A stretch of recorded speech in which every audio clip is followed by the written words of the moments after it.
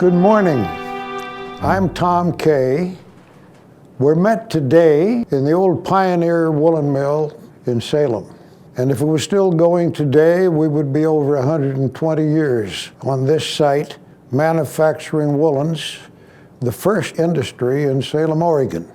For 86 of those years, I've been a part of that mill, either as a child hiding up among the rolls of carpet, listening to what other people were having to say. When you're young, you like the secretive aspects of being able to hide and listen to mill functioning, so that I knew more than probably a lot of people who had been there older than I, to the time when I was working in the mill from one job to the other.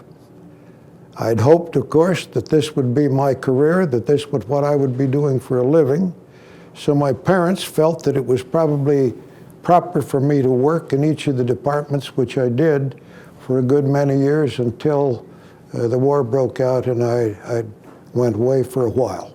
When I returned from the Army, after a very brief period, I became the fourth manager in the Kay family to manage and to run this mill, probably at an earlier age than I should have been. Those things continued until the mill closed in 1962, but it hasn't quit with me, because for the last 40 years or more, the mill's been a part of my life and my dreams, and I think about it every day. It was a vital part of my life. It is still a part of my life and will probably always be.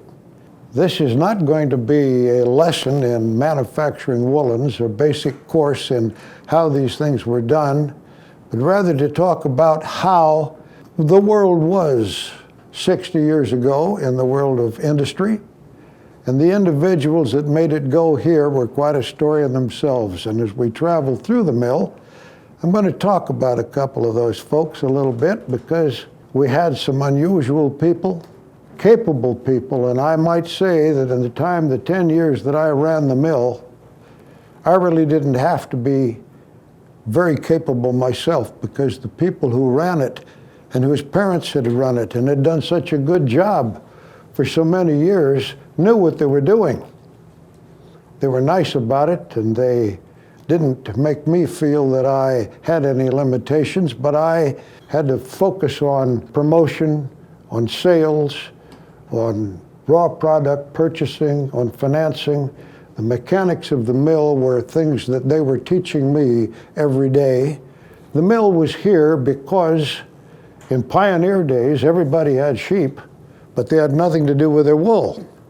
Sure, they could handle it themselves a little bit by hand carding, and they made their own garments many times. But it's an interesting thing to think that in 1950, that's a relatively short time ago, anything anybody wore or had worn since the coming of man was natural. There was no such thing as a synthetic fiber until 1950 in application for garments. The first garment I ever saw in 1950 was a goofy looking thing that some enterprising chap had made out of a parachute. And they had this jacket, and we all got a big laugh out about that. It was rustling, you were very audible. It was cold, it stood out from your body, and we knew that'd never fly.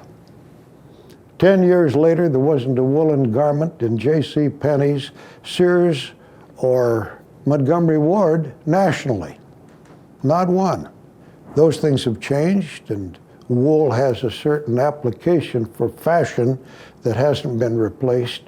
But for the most part, 95% of everything we wear today is of manufactured fiber.